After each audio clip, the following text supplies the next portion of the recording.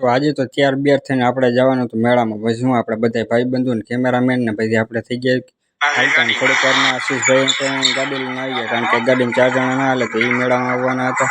પછી શું આપણે રસ્તામાં ઘડીક વાર ચા પાણી પીવા માટે ઊભા રહી ગયા હતા. પછી ચા પાણી પીને અને ફાઇનલી આપણે પહોંચી ગયા મેળામાં. તમે જોઈ શકો છો મેળામાં પબ્લિક કેટલી બધી છે. અને તો અમે પહોંચી ગયા મેળામાં મોજ કરવા.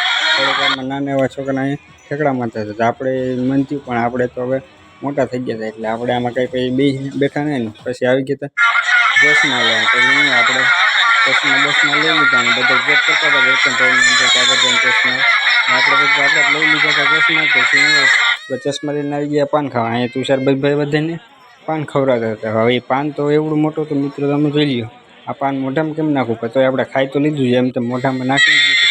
પછી આવા લઈ ગયા તો બપોર આખો મેળો આપણે બધા મિત્રો લીધો નાખે. તમે જોઈ શકો અમારી મોજ કેમ છે, પણ બધા મિત્રોની આવી મોજ એવી છે. પછી આપણે આવી ગયા આપણા ઘર તરફ મેળાની મોજ કરી. તમે અમારી ચેનલમાં આવે તો નવા હોય તો અમારી ચેનલ લાઈક શેર અને સબસ્ક્રાઈબ કરી દેજો. તો અને આખો બ્લોગ જોવા માટે